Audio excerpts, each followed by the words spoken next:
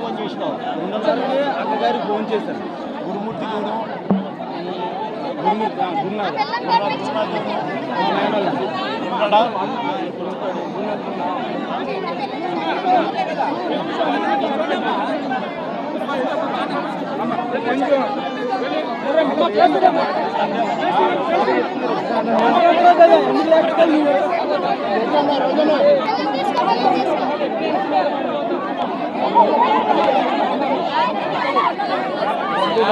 చేసినావు.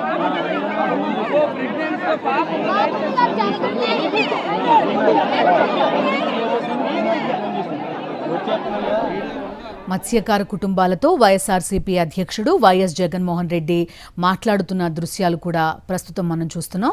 కారే చిన్న ఈ ఘటన నుంచి సురక్షితంగా బయటపడితే 6 మత్స్యకారులు బోటు ప్రమాదం ఘటనలో గల్లంతయ్యారు. ఆ కుటుంబాలన్నీ కూడా వైఎస్ జగన్కి తమ కష్టాన్ని చెప్పుకుంటున్నారు. ఏ రకంగా ఈ మత్స్యకారులే తమ కుటుంబ పెద్ద, ఇప్పుడు ఆ కుటుంబ పెద్దని కోల్పోయామని మత్స్యకారులు చెప్పడం మనం చూస్తున్నాం. ఆ రోజు అసలు ఏం జరిగింది అనేది కూడా ఆ మత్స్యకారుడు మొత్తం వైఎస్ జగన్మోహన్ రెడ్డికి వివరించి చెప్పడం కూడా మనం చూస్తున్నాం. ఎవరైతే 6 మత్స్యకారులు గల్లంతయ్యారో వారి కుటుంబ సభ్యులు వైఎస్ జగన్మోహన్ రెడ్డి చుట్టూ కూర్చున్న వాళ్ళంతా కూడా తమ కష్టాన్ని వైఎస్ జగన్కు చెప్పుకుంటున్న విజువల్స్ మనం చూస్తున్నాం.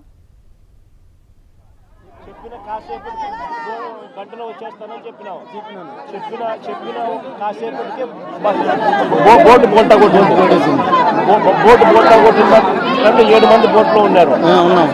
తర్వాత మీరంతా బోట్ పైకి ఎక్కినారు. బోట్ పైకి ఎక్కి ఉండిపోయాడు అబ్బాయి. ఒక్కరు మాత్రం అక్కడే ఉండిపోయినారు. కింద ఉండిపోతే మా ఆయన ఏడంతా చిన్న చచ్చిపోయినోడి కోసం మనం ఆలోచించి అవుతా ఏడితే ఎవరు కూడా ఎక్కువైపోతుంది. ఎప్పుడైతే ఎక్కువైపోతుందో ఈ బోట్ వెళ్ళి సొరబడిపోతుంది కిందకి. బోట్ పైకి మీద ఎక్కి బోట్ పైకి ఎక్కేసి ఎంతసేపు ఉన్నారు? దగ్గర 9 గంటల వరకు ఉన్నాం. ఫోన్లేమో నీళ్ళలో పడిపోయి ఫోన్లు ఎవరి దగ్గర లేవు.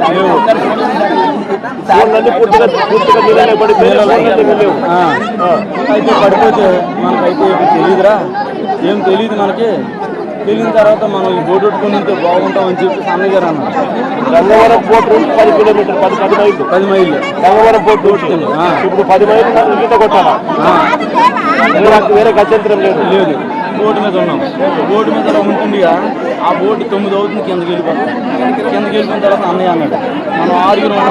మంది చనిపోయాడు అబ్బాయి, ఆయన కోసం పక్కన పెట్టాడు. మనం 6 కరెక్ట్గా ఈదిన తర్వాత ఎల్లాడితే బతుకుతాడా, ఎప్పుడు సిప్పు దొరుకుతాము అని చెప్పి అన్నయ్య అన్నాడు. అనే మొదటి సమయంలోనూ మా జగలీడు ఆ అమ్మలు ఆయన 11 గంటలకి కిందకి వెళ్ళిపోయాడు. అమ్మూరు అంటే కనిపించట్లేదు. కనిపించకపోతే 5 ఈదుతున్నాం అన్న.